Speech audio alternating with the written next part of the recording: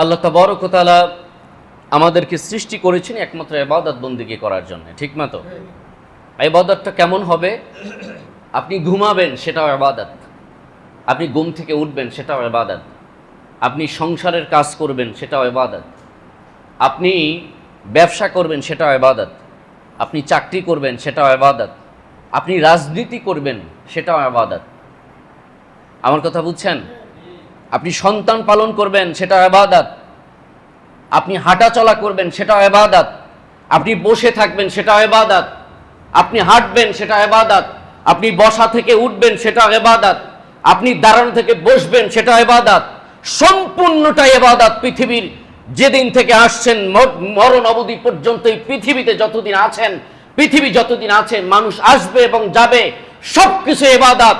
প্রত্যেকটা জিনিস রাসূল পাক সাল্লাল্লাহু আলাইহি ওয়াসাল্লামের আদর্শ অনুযায়ী করলে, আল্লাহর হুকুম অনুযায়ী করলে, সেটাই আপনার ইবাদতে পরিগণিত হবে। আর আপনি সেই জীবনটা কিভাবে পরিচালনা করবেন? আপনি ঘুমাবেন কিভাবে? ঘুম থেকে উঠবেন কিভাবে? আপনি ব্যবসা প্রতিষ্ঠান পরিচালনা করবেন কিভাবে? আপনার পরিবার পরিচালনা করবেন কিভাবে? আপনার স্ত্রীর সাথে সম্পর্ক রাখবেন কিভাবে? আপনার সন্তানগুলোকে লালন পালন করবেন কিভাবে? আপনার ব্যবসা প্রতিষ্ঠান কন্ট্রোল করবেন কিভাবে? আপনি চাকরি নকরি আপনার দায়িত্ব পালন করবেন কিভাবে? আপনি রাষ্ট্রীয় সম্পদ কিভাবে পরিচর্যা করবেন? রাষ্ট্রীয় দায়িত্বগুলো কিভাবে পরিচালনা করবেন? সব কিছু এই মেম্বার থেকে আপনাকে দিক নির্দেশনা দেওয়া হবে। এটাই সিস্টেম, এটাই আদত, এটাই আদর্শ।